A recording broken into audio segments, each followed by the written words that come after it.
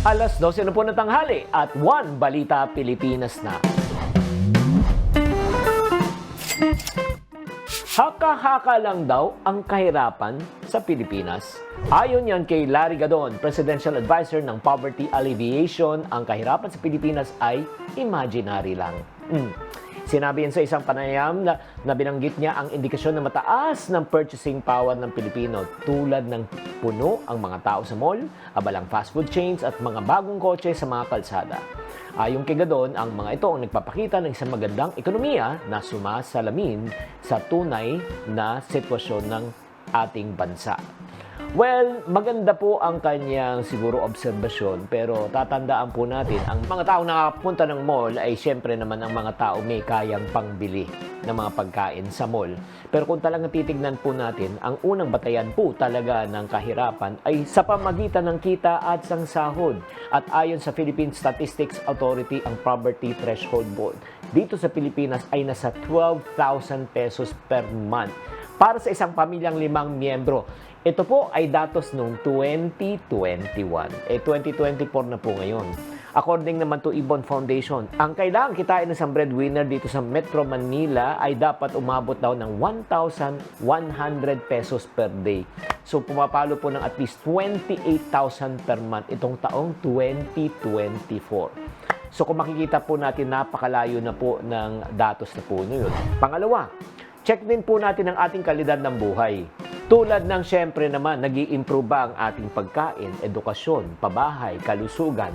O kung tayo ay nag-i-improve, ibig sabihin po gumaganda. Pero pag hindi po nag-i-improve, ang ibig sabihin po ay hindi po maganda. Pangatlo po, kasiguraduhan ng trabaho. Tayo ba ay may tinatawag na regular na job or tayo po ay contractual lang? Kung tayo po ay contractual lang, ang ibig sabihin po niyan, walang kasiguraduhan at anytime pwede kayong palitan at walang mga benepisyo. Pang-apat, yung access sa tinatawag nating serbisyo pampubliko tulad ng kalusugan, edukasyon, dapat po siyempre naman kung ito ay matutustusan ng local na government or tinatawag na national government na libre na po lahat ang kalusugan at edukasyon, ito po ay makakatulong sa kahirapan. So overall, sino po makakapagsabi po kung talaga po gumaganda po ang sitwasyon ng ating bansa? Ikaw. Ikaw ang mamamayan na Pilipino, ikaw ang nanonood dito ngayon sa One Balita Pilipinas. Kayo po ang makakapagsabi kung gumanda ba ang iyong buhay o lalo pang sumama. Tatandaan, tamang karunungan, tamang disiplina po ang susi sa pagyaman.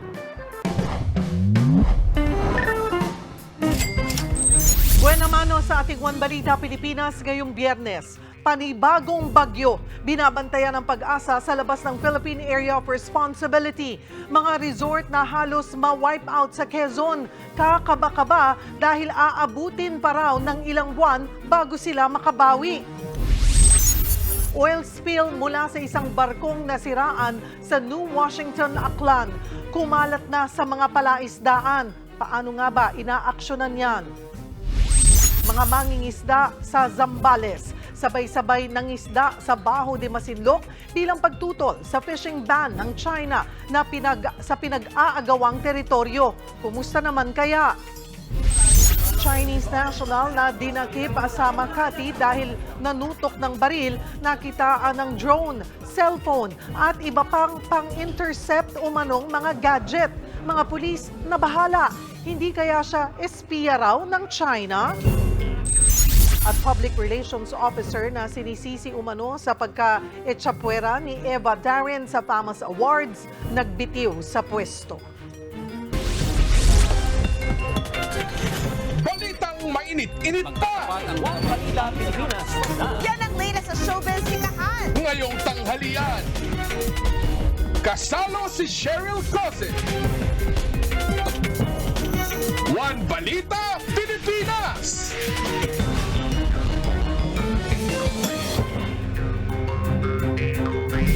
Magandang tanghali, Luzon, Visayas at Mindanao. Hinihinalang kalansay ng isang ginang na ilang linggo nang nawawala ang natagpuan sa Talahiban sa Argao, Cebu. Habang sa Bulacan, sa pool sa CCTV, ang pagtangay ng mga kawatan sa isang motorsiklo. Yan at iba pa sa pagbabalita ni Mobile Journal, Ivan Tarinque.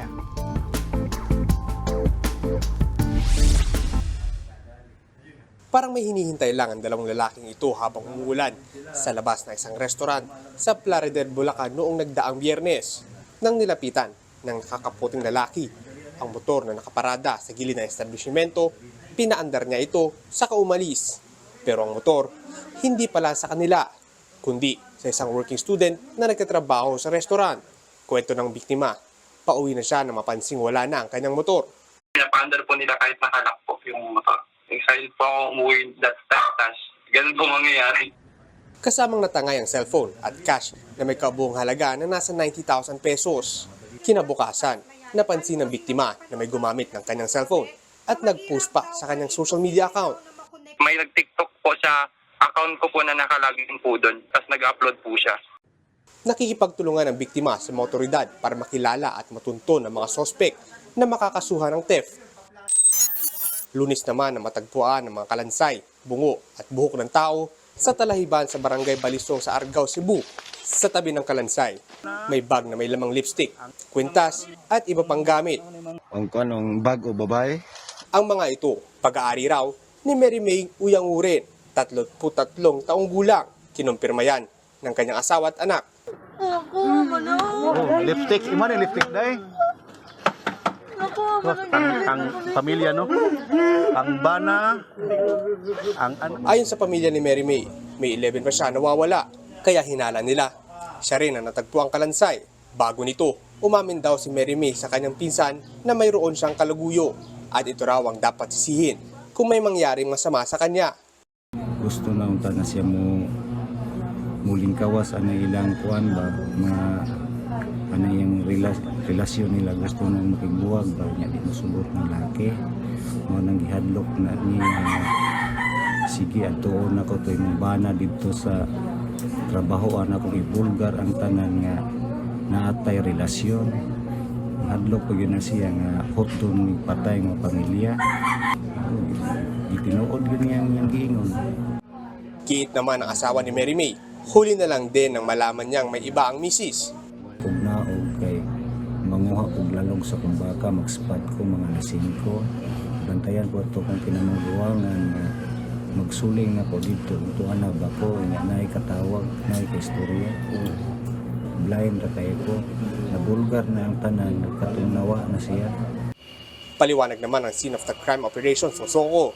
Hindi imposibleng maging kalansay agad ang bangkay ng tao sa loob lang ng halos 3 linggo, lalo na kung nakabila dito sa araw. Idagdag pa ang posibilidad na kainin ng mga hayop ang bangkay.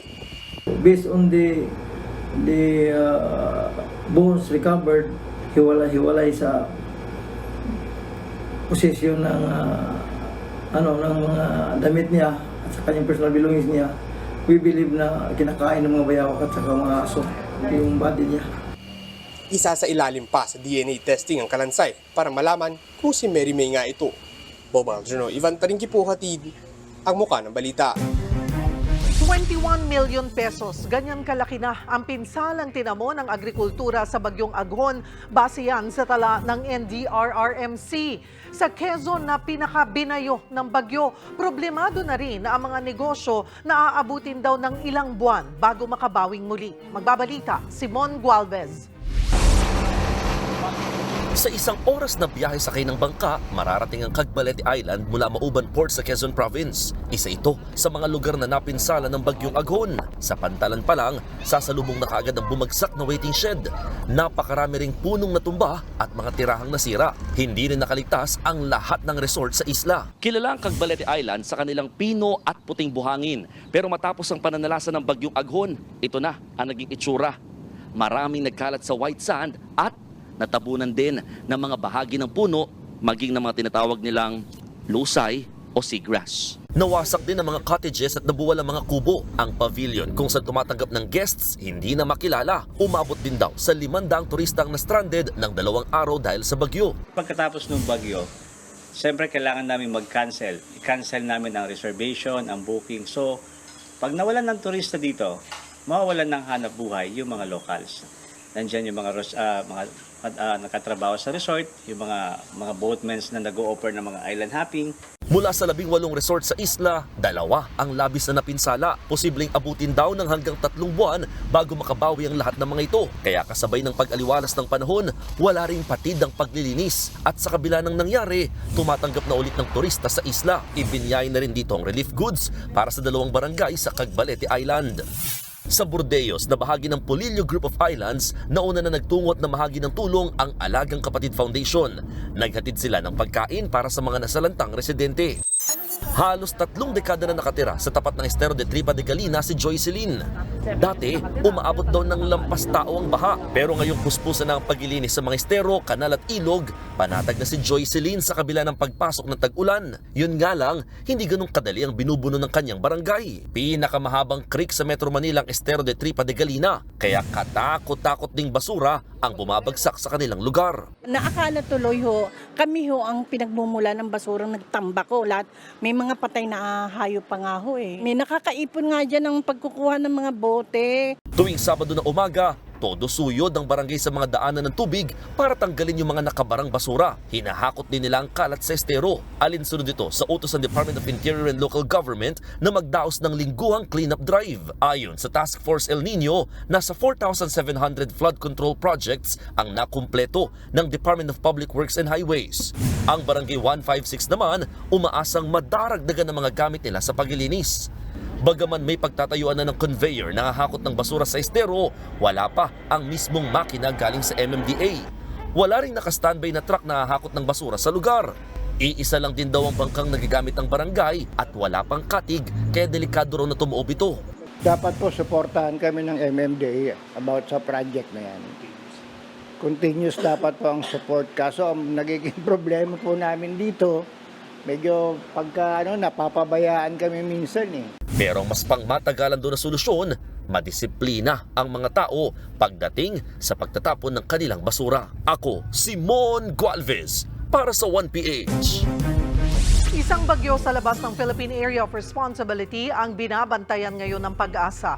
Para sa update, makakausap natin sa linya ng telepono si Pag-asa Weather Forecaster Ana Cloren Horda.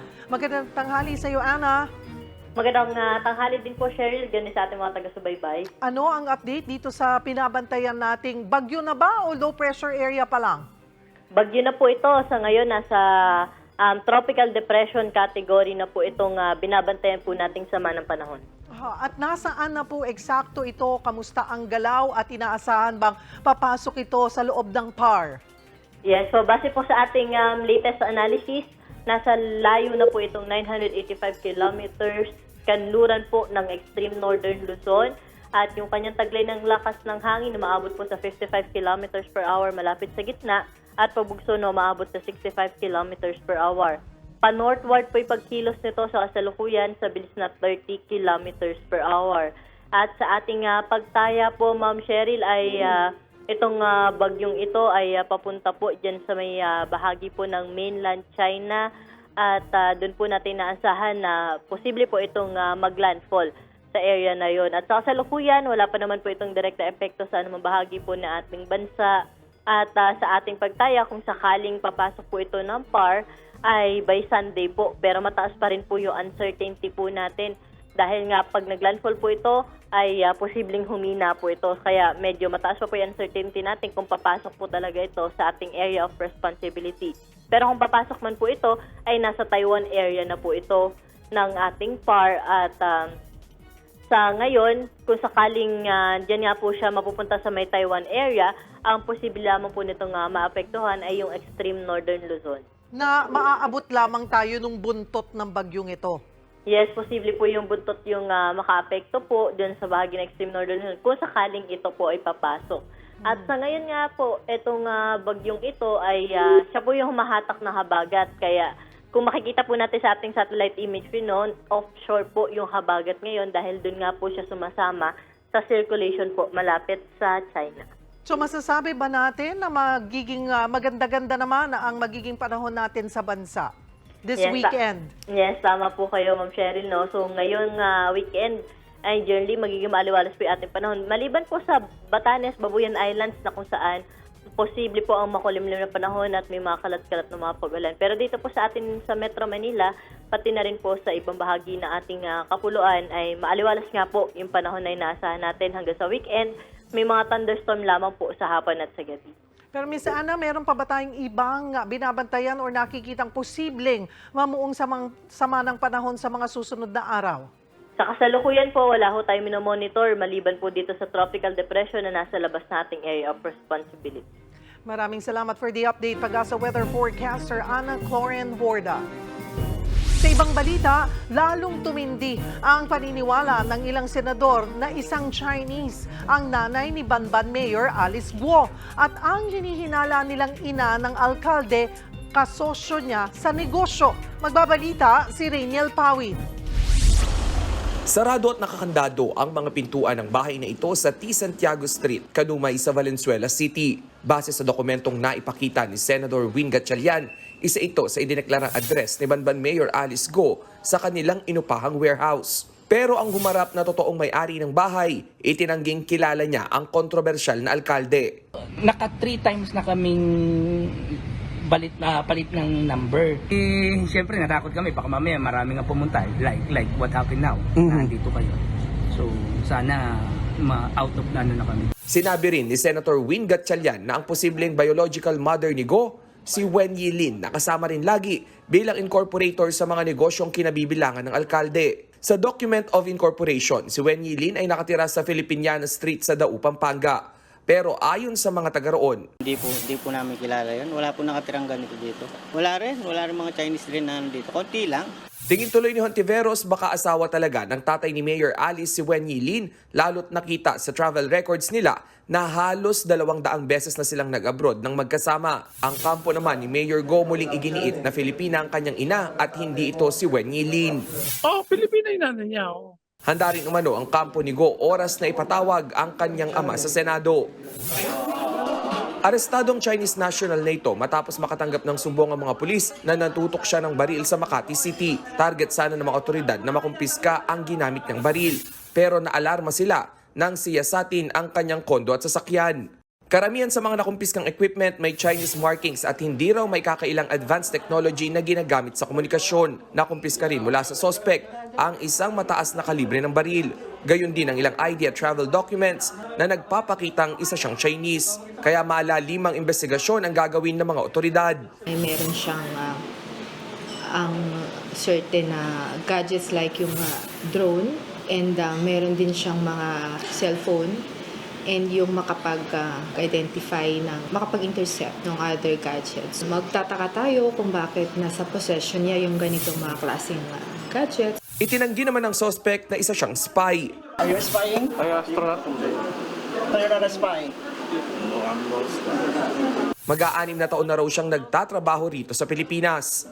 What are you doing here in the Philippines?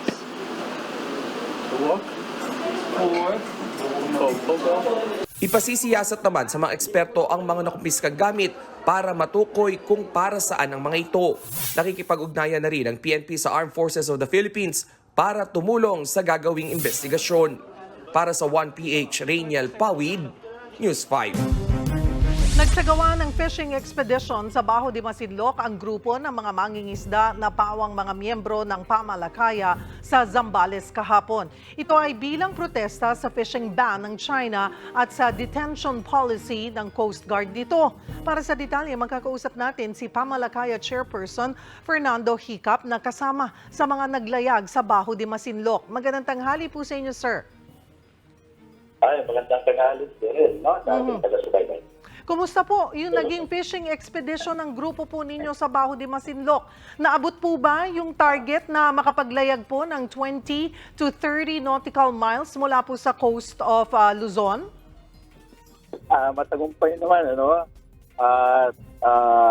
Umalis kami sa Masinloc ng alas 4 ng hapon. Tapos alas 7 ng gabi ay nakaabot na kami sa mga 10 nautical miles. Ang malaking problema rin yung napakalakas ng alon at hangin eh. Kakayanin ng mga maliliit na bangka. At meron na rin ako mga kasama na medyo nahilo na kaya nagpasya kami na huwag nang ituloy. Yung papunta doon sa 20 to 30 nautical miles. So naghanap na lang kami ng area na medyo banayad para ituloy yung aming isang gabi na fishing expedition. Mhm. Gaano po karami ang sumama po dito sa expedition, fishing expedition? Mahigit 4 na po na mga mangingisda at mga advocates, no? At kasama rin yung ilang mga kaibigan natin sa media. 40 na mangingisda o 40 boats po ang pinag-uusapan natin, sir? Mangingisda, ang boat lang na gamit natin ay 11 maliit at 2 malaking bangka. Aha. For the record po, ano po yung pinakapakay nitong fishing expedition po natin? Ang pinakalayunin ng ating fishing expedition para i-restore ang mariing pagtutol at pagpundina dito sa planong pagpapatupad ng fishing ban ng China at ganoon din yung banta na mga aristo sa mag-aristo sila ng mga tinatawag nilang trespasser doon sa kanilang itinuturing na kanilang pangisdaan at kasama dito yung ating West Philippine Sea. Kaya ito yung ating layunin na i-rehistro na tinututulan natin ito at hindi natin kinikilala at walang batayan. At legal na batayan ang China para magpatupad ng anumang direktiba sa hindi nila teritoryo. Sir, sabi nyo nga po, though ang target was 20 to 30 nautical miles, 10 nautical miles lamang po ang naabot. Siguro ito po yung kasagsagan din ng bagyong Aghon, kaya masama po yung panahon.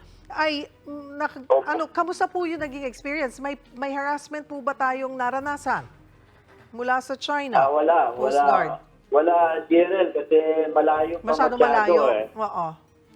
Kung 150 nautical miles yung layo ng bawat Masinloc, ay napakalayo pa at wala pa po yung mga Chinese Coast Guard. Plano nyo po bang magsagawa muli ng isa pang fishing expedition?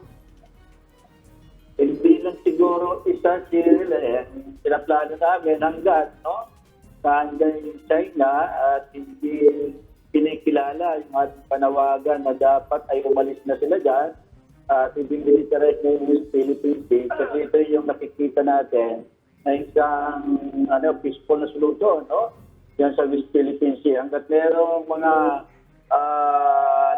mga armado na maaari, halimbawa, dahil yung malikatan ng intercept na katrapos lang ng Pilipinas ang Estados Unidos, ay hindi po talaga solusyon yun. Kundi nag-intensify ng harassment ng Chinese at ang biktima yung mga mangisda.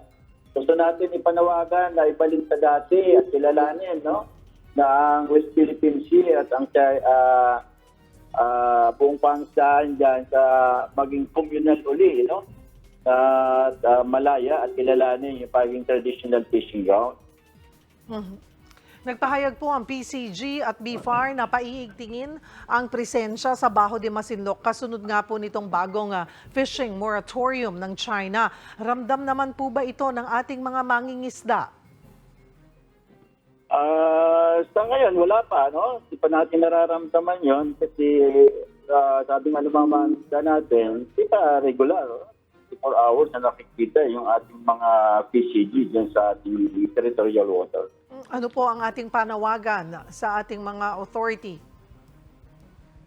Ang panawagan nga natin sa gobyerno ng Pilipinas at saka sa China na ihinto na yung pagpapadala ng mga military na may mga kagamitan na pandigma, kundi mas lutasin natin ito sa mapayapang paraan at i-demilitarize para alisin yung lahat ng mga tropa ng China, ng ating bansa at saka ng Estados Unidos at iba pa man na mayroong presensya dyan na galing dito pinagamit.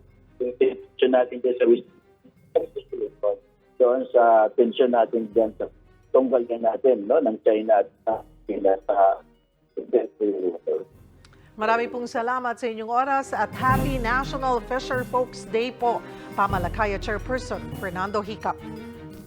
Susunod, miyembro ng PNP Highway Patrol Group nahuli sa aktong rumaraket bilang security escort.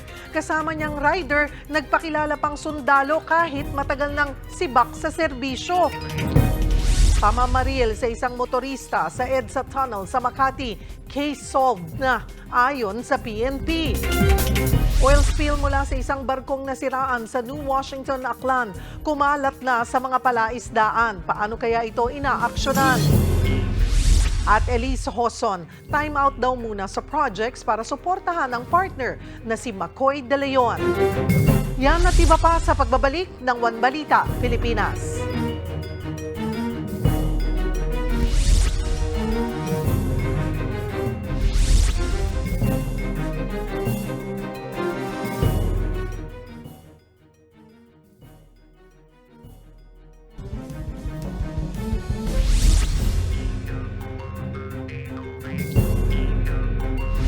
Itinuturing na ng PNP na case closed ang naganap na pamamaril sa EDSA Ayala Tunnel kung saan nasawi ang isang family driver. Ang pamilya ng biktima patuloy namang humihingi ng hustisya. Magbabalita si Gary De Leon. Bangkay na nang iuwi sa kanyang pamilya sa Tarlac ang 66 anyos na si Aniceto Mateo Jr. Ang pangako niyang dadalo sa recognition day ng mga apo, hindi na natupad matapos siyang pagbabarilin na nakagitgitang driver sa EDSA Ayala Tunnel noong Martes. Ayon sa manugang ng biktima, hindi makatao ang sinapit ng kanyang pangalawang ama. Ang gusto lang namin mabigyan ng hustisya. Gagalit doon sa gumawa sa kanya. Panagutan niya po kung ano yung ginawa niya. Hawak na ng mga pulis ang suspect sa krimen na hindi muna pinangalanan. Matipid ang kanyang sagot ng kausapin ng media. Anong masasabi mo sa nangyari sa'yo ngayon? Sorry bro. Attention ha. Umiwas rin magbigay ng pahayag ang ama ng suspect. Sa side ninyo sir, baka pwede naman.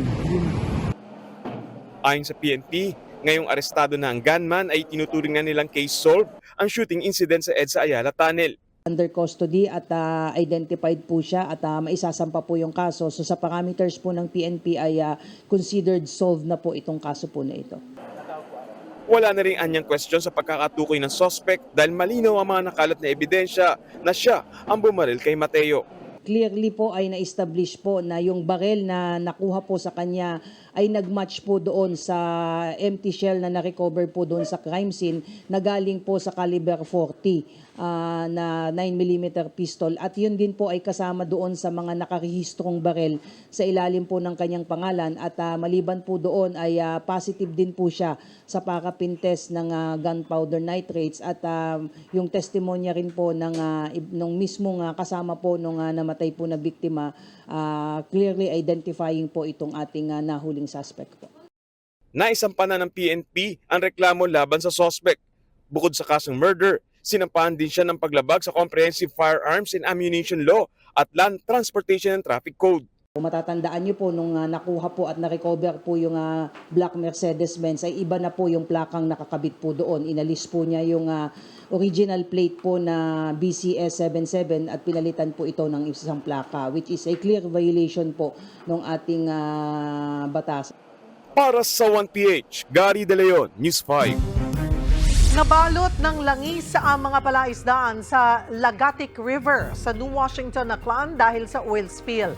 Nagsimula ang pagtagas ng langis noong May 26 matapos masira ang oil container ng isang kinukumpuning barko.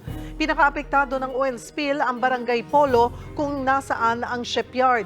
Hindi patukoy kung anong klase ng langis ang tumagas, pero may malinaw na umanong senyales ng fish kill. Sa puntong ito, magkakausap natin si Ensign Renzi Marie Jimenea, ang Deputy Station Commander for Operations ng Coast Guard Station sa Aklan. Magandang tanghali po sa inyo. Magandang tanghali po, Ma'am Sorry. Opo, ma'am. Gaano po kalawak itong oil spill sa New Washington, Aklan? At kumusta rin po ang paglilinis considering May 26 pa pala nagsimula po yung pagtagas? Bali po ma'am, nag-ikot na po kaninang umaga yung personnel ng Coast Guard together with the LGU. Pero based po sa inspection kaninang umaga ma'am, wala naman ang ibang affected area maliban po sa premises ng Metallica po. And it is approximately 26,762 square meters ma'am. And regarding po sa cleanup drive ma'am, as of today, Napalutang na po namin yung barge and continue rin po sa pagpapump ng tubig palabas ng compartment ng barge, ma'am. Then, ongoing na rin po yung flushing ng mga langis, ma'am, na nakadikit sa palibot, ma'am. Well, ano po ang pananagutan dito ng Metallica Shipyard na siyang may-ari po nitong nasirang may tumatagas na langis po mula sa kanilang barge? As of today, ma'am, ongoing pa rin po yung investigation namin. Kaya di pa po namin ma-determine kung sino po talaga yung may lapses or may liability sa nangyaring incident na ito, ma'am. Bakit? Sino? Maliban po dito sa Metallica Shipyard, sino pa po ang nakikita nating pwedeng may liability pa?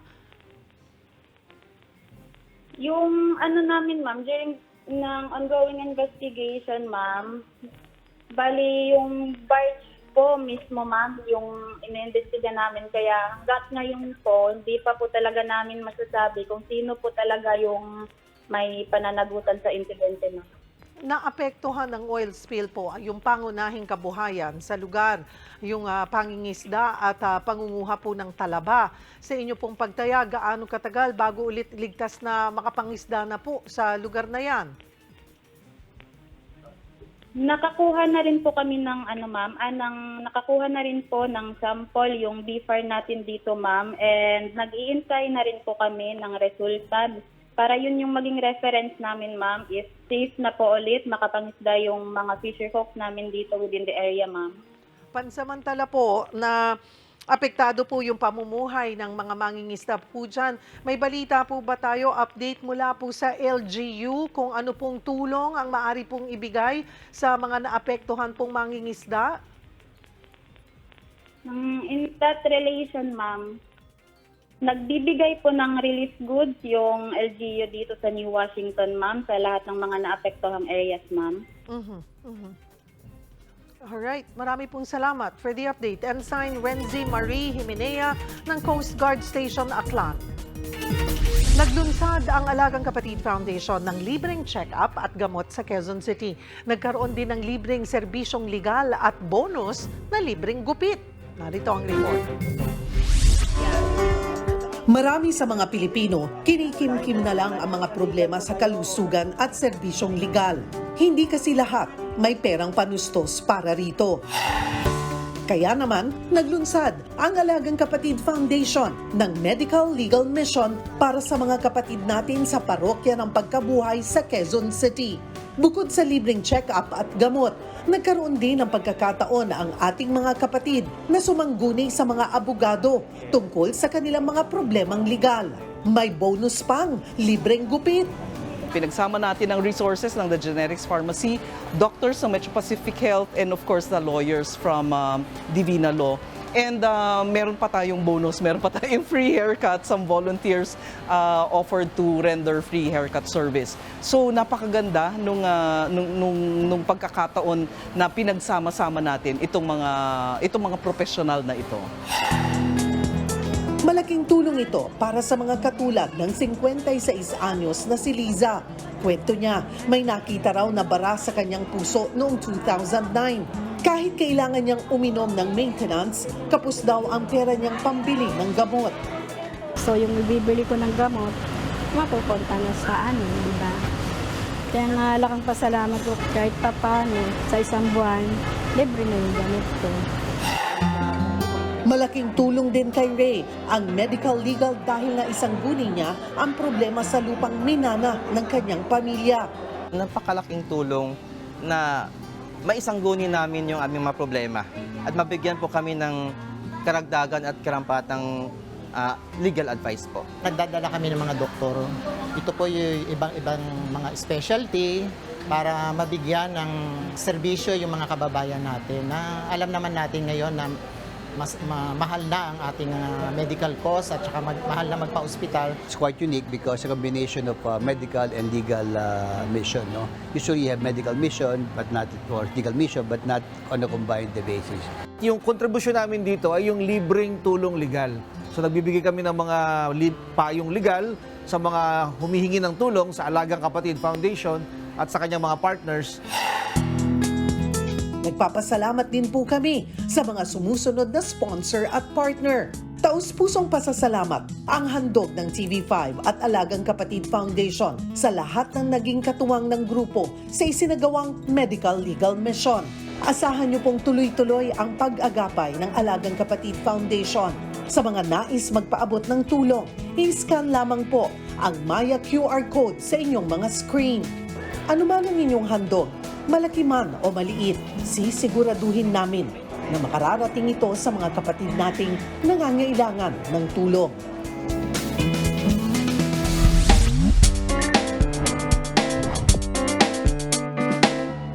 Magandang tanghali mga kapatid. Luwagi ang isang 26 anyos na Pinay Italian sa Torino Film Festival ng isang special prize matapos magsulat ng diary na pwedeng isa-pelikula tungkol sa naging karanasan niya bilang anak ng domestic worker sa Italia. Kung ikaw tatanungin namin mga kapatid, marami kayang manunood kung magiging pelikula ang iyong buhay. Tara, samahan niyo ako at magtatanong tayo. Dito. Depende po. Ano magiging title sakali? Miss International po siguro ganun. Siguro manonood siguro dyan mga kaibigan ko, mga kapatid ko, kamag-anak ko po. Dakilang ama. Siguro po depende po sa ano ng tao, sa kung ano po yung point of view nila. Kasi pa iba-iba po tayo ng opinion eh. Pwede naman. This is my life. Depende po sa kwento eh. FA po, ganun. Kung marami pong makaka-relate sa kwento ko po. Ako ang inyong hanin ng bayan, ang tunay at nag-iisang pantanggal umay sa pananghalian.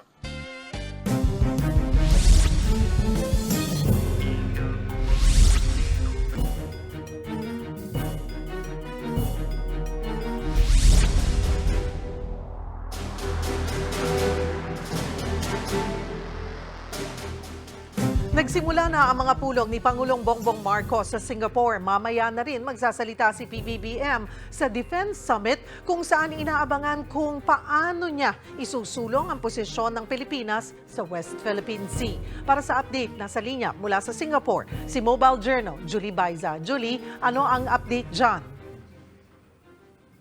Cheryl, sa mga oras na ito, nakikipagpulong si Pangulong Bongbong Marcos kay bagong Prime Minister Lawrence Wong. Yan ay para matiyak na magpapatuloy ang magandang relasyon ng Pilipinas at Singapore sa ilalim ng bagong liderato. Matapos yan, haharap naman ang Pangulo kay Singapore President Tharman Shanmugaratnam.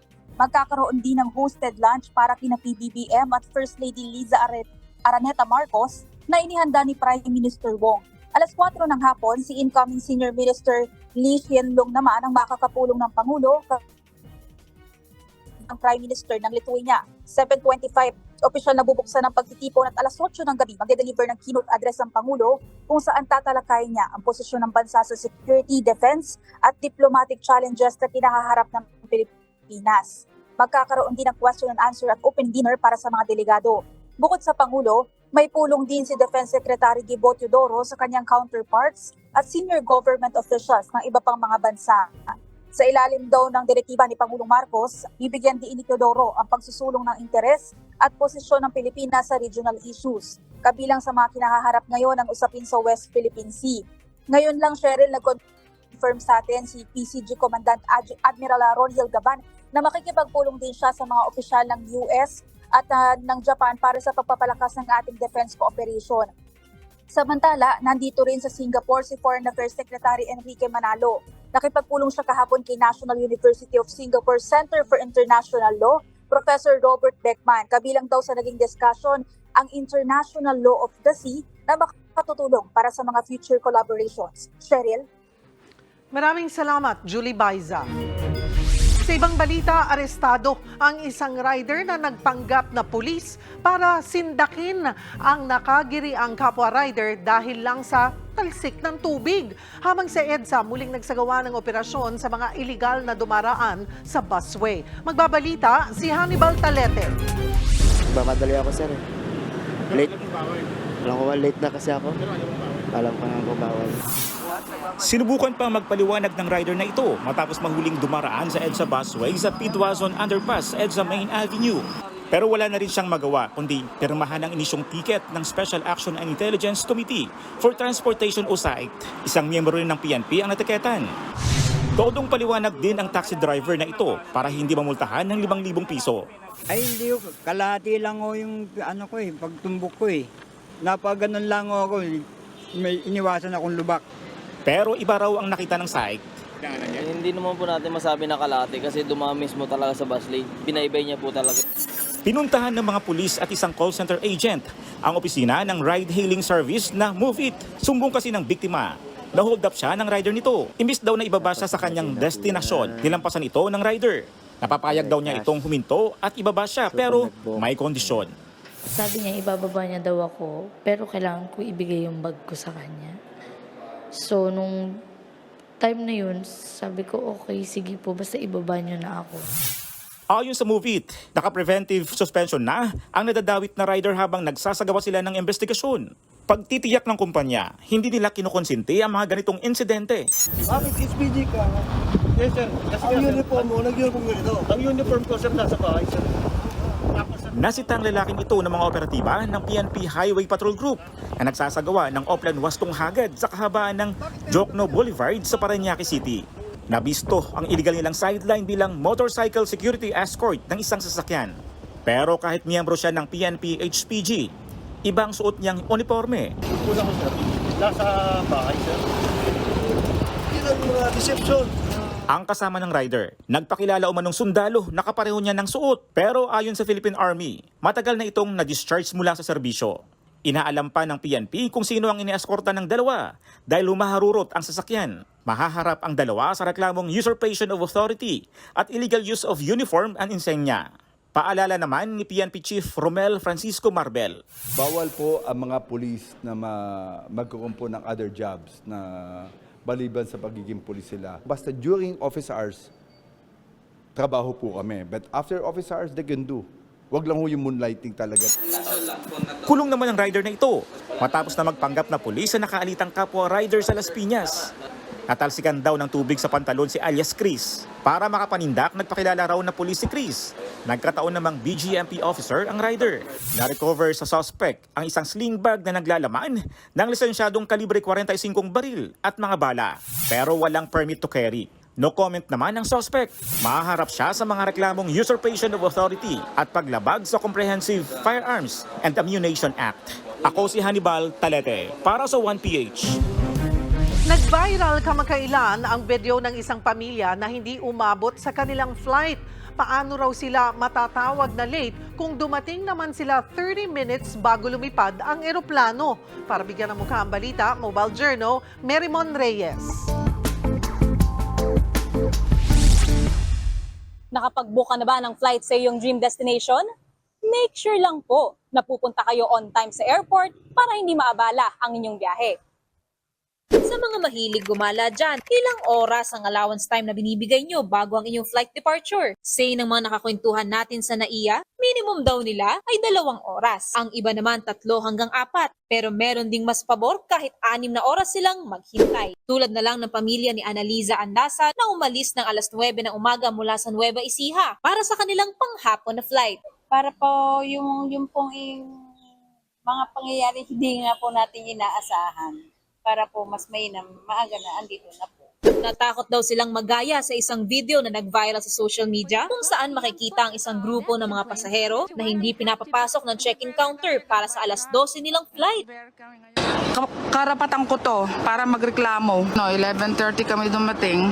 Hindi kami pinayagan. Tapos iriribo kami. Hindi nila gawa ng paraan. Pagka naman nalilate ng plane, nag-aantay kami.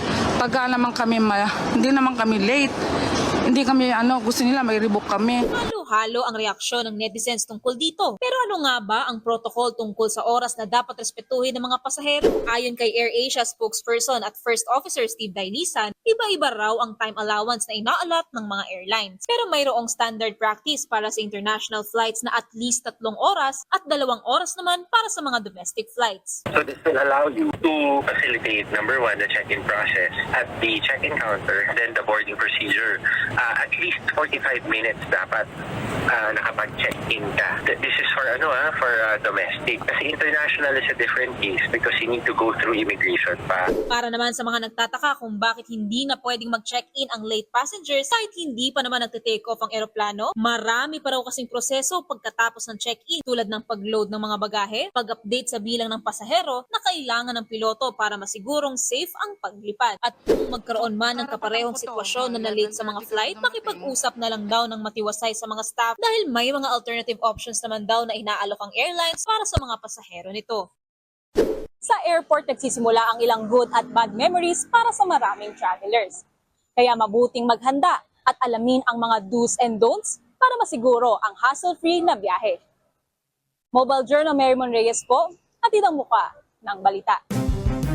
Pinanganak na magkadikit ang isang kambal sa Nueva Ecija pero hindi nawawala ng pag-asa ang kanilang mga magulang na magagawan pa ng paraan ang kanilang sitwasyon. Para bigyan ng mukha ang balita, Mobile Journal, Yeda Pascual.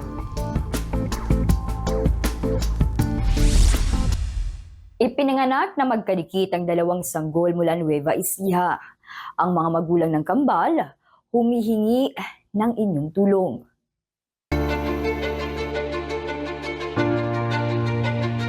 Tubong Talavera, Nueva Ecija pero kinailangang lumuwas ng Maynila ng mag-asawang Jing at Oliver. Nirefer kasi si Jing ng kanyang OB sa Philippine General Hospital dahil conjoined twins ang dinadala niya. Sa pagbiyahe po namin, doon po ako na parang natalutag. Pagdating po ng ospital, nakita po nila na nagli-labor na pala ako. At sa sobrang stress po siguro sa pag-travel ng tapos jeep, tapos naglakad pa po ako ng malayo. April 8, ipinanganak ni Jing ang kambal na magkadikit ang dibdib hanggang tiyan. Kahit inaasahan na nila ang kondisyon ng mga anak, bilang magulang, awa pa rin ang una nilang naramdaman. Sakit po sa amin bilang magulang na po na conjoined ko yung magkadikit po sila. Tapos nagtitiwala na lang po kami sa Panginoon. Sa mga doktor po nakakawag sa kanila. Ayon kay Dr. Esther Sagil, doktor ng kambal sa PGH, nasa lahi ang pagkakaroon ng conjoined twins. At sa case nila Jing, may mga kambal nga raw sa pamilya ng kanyang mister. Ang conjoined twins, identical twinning siya na hindi nabuo. No, hindi na kompleto yung paghihiwalay ng twins. So ang usual na twinning from conjoined twins, yung mga talagang may family history ng twins. Walang masyadong prevention. It's just like knowing na it runs in the family. Ayon pa kay Doc, case-to-case basis ang paghiwalay sa mga conjoined twins. Merong pwedeng paghiwalayin at meron ding hindi. Delikado raw kasi kung malalamang may mga organs sila na magkadikit. So kailan yung ideal? The earliest possible na safe. Na full mo na yung, nakumpleto mo na yung evaluation. Alam na natin na kakayanin ng mga bata, kakayanin yung blood loss, yung length of the procedure, yung matagal kasi lang sa anesthesia, no? Tsaka yung post-op care. 2 buwan na sa PGH ang kambal. Hinihintay pa na makumpleto ang mga test para malaman kung maaari na ba silang paghiwalayin. Ang mag-asawa naman, nakikitira lang sa kanilang kaanak sa Maynila. Ako po ay humihingi ng konting tulong para sa aking mga anak. Sa kadahilanan pong sila po ay ooperahan at i-MRI. Kaya po ako nananawagan sa inyo, sa mga may mabubuting puso po na makakapagbibigay sa amin. Tatanawin po namin yon ng malaking utang na loob sa inyo kahit magkano po ang inyong maibigay. Maraming salamat po. Ako po si Mobile Journal Yeda Pascual na nagpapaalala na bawat may karamdaman ay kailangan din ng kalinga. Hanggang saan aabot ang 20 pesos mo? Sa isang kainan sa Tandang Sora sa Quezon City, aba, may sukli ka pa. Para bigyan ng mukha ang balita, Mobile Journal, Ivan Tarinque. Sa mahal ng bilihin ngayon, ang tanong, saan aabot ang 20 mo? Sa isang kainan, puntahan ko. Aba, may sukli ka pa. Pasok mga suki. Presyong divisorya ang mga pagkain dito sa isang tindahan sa Tandang Sora. Sa halagang 10 piso kasi. Aba, may ulam ka na. At ang Java rice, 5 piso lang. Umorder ka ng 2 wheels sa halagang 30 pesos. pwede ka na mabusog. Kaya naman binabalik-balikan ng mga parokyano itong Mr. Gavino's Meat Shop na matatagpuan sa Tandang Sora Avenue sa Quezon City. Ang dati nilang 70 pesos na budget sa pagkain, binaba na nila sa presyong 15 pesos per meal. Swak na swak sa mga nagtitipid o nasa petsa de peligro na. Kung pwede sa mga estudyante, ganyan. Tulad ako, pa nagtatrabaho, pwede makatipid. Ang ibang naabutan kong kumakain dito, busog na sa halagang 30 pesos. Pangmasa. Isipin mo, 5 piso lang yung kanin. Tapos yung ulam, 10 piso. Talagang, katulad ng binili ko ngayon, worth 30 pesos, busog. Para magkaalaman kung talagang sulit ba ang pagkain dito, aba syempre, tinikman din natin. For 60 pesos, panalo to. Panalo yung kikiam sisig. May kagat, medyo spicy. Pero, alam mo yun, yung texture niya, iba dun sa the usual na texture na sisig na nakakain natin. Dahil sa kanilang budget-friendly na presyo, sila ang naging go-to ng mga estudyante at trabahador. Marami ring choices sa 14 na putahe na pwedeng pagpilian dito. At lahat ng yan, fresh, dahil araw-araw silang nagluluto. Everyday, sir, madaling araw pa nagluluto na sila. Kasi minimaintain namin fresh ng pagkain kasi napaka-importante nun. Sino mag-akala na ang 20 pesos mo, makakabili na ng kanin at ulam? Nakatipid ka na, nabusog ka pa. Mobile Journal, Ivan Taringki po hatid ang muka ng balita. Hola mga kapatid, nandito pa rin tayo sa Seoul, Korea para sa Netflix Squid Game na hindi ko pa pwede sabihin ko anong event kasi naka-embargo siya. Pero malalaman nyo rin naman, well, ilang buwan, ewan ko kung ilang buwan o ano, di ba? Basta sasabihin ko sa inyo pag pwede na, may excite kayo ng todo-todo. Pero syempre bukod dyan, nandito nga tayo sa may Han River. Isa ito sa mga favorite backdrop ng mga Korean idol ninyo pagdating sa K-drama at syempre kahit mga music video pa rin nila. But anyway guys, syempre magkikwento rin tayo tungkol sa mga showbiz stories natin dyan sa Pilipinas. Elise Hoson and her supportive partner Ira, yes, kay Makoy De Leon. Yan at ang iba pa sa report na ito. Matapos ang highly successful portrayal niya as Hilary Abiog sa TV5 hit na Pira-Pirasong Paraiso, as a supportive partner muna si Elise Hoson sa kanyang baby daddy na si Makoy De Leon, na tumatak sa publiko ang pagiging salbahing kontrabidang si David sa FPJ's Batang Quiapo. Parang nakakainis in a way na nakaka-proud. Because he's come a long way. Nung sabay pa raw silang may taping ni Makoy, nagto-throw line sila together as pastime nilang dalawa. Involved sila hindi lang sa pamilya, kundi sa pag-level up nila sa trabaho. Actually, napag-uusapan namin yung ganun, it helps us both.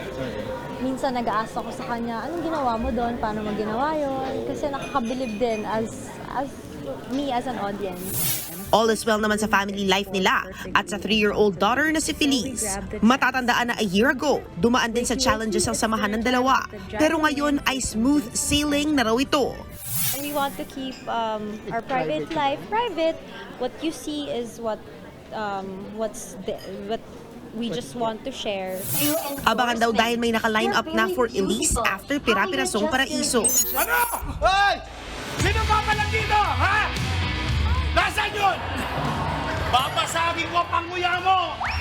Meet the King, aka si Negi, nakambal ni Queen Sam Coloso sa Barangay 5 Panalo.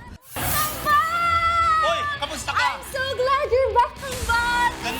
Kahapon nga, nagsimula na siyang magpasaya kasama ang ating OG Barangay 5 hosts. Paano ba kayo naging kambal? Yung 2 months pa lang ba, lumabas ka na? Wow, hindi. Una siyang lumabas. Paglabas ko, bumalik ako ng 3 minutes. Simula ngayon, makakasama na natin si Negi sa Barangay 5 Panalo. Lunes hanggang Biyernes 5:30 PM bago mag-Frontline Pilipinas. Umalma ang social media manager ng Fama sa si John Ray Rivas kasunod sa nangyaring pangi-echapwera kay Eva Darren sa nagdaang awards night. Sa isang mahabang Facebook post, itinuro ni Rivas na ang talagang dapat mapanagot sa nangyari ay ang Public Relations Officer ng FAMAS na si Renz Spangler. Aniya, hindi kasi dumalo sa coordination meeting si Spangler kaya hindi na-confirm sa organizer ang attendance ni Eva. Revelasyon pa ni Rivas, si Spangler ang nagbenta ng tickets kay Eva at nangakong ipagpe-present ng award award. Nasa initial script si Eva, pero kalaunay tinanggal ng walang ibinigay na kumpirmasyon si Spangler sa production. Paglilinaw naman ni Rivas, ang totoo ay hindi talaga hinanap ng kanilang staff si Eva dahil wala nga siya sa final list ng presenters at hindi alam na a-attend ang aktres sa awards night. Matapos i-post ang pahayag na ito ni Rivas, nagbitiw siya bilang social media manager ng FAMAS. Wala pang tugon si Spangler na nagbitiw na rin bilang PRO ng award-giving body. Anyway guys, happy Friday sa inyo. Yan muna ang latest mula rito sa Seoul, South Korea. At syempre sa inyo dyan, tata! Back to you guys to the studio. Thank you, MJ. At yan po ang mga bumabanderang balita at public service sa inyong tunay na kasalo sa tanghali. Saluhan niyo po kami ulit sa Lunes dito sa Balitaang Magpapabusog sa inyong kaalaman. Ako po si Cheryl Cosit. Kami ang 1PH, teleserbisyo para sa Pilipinas.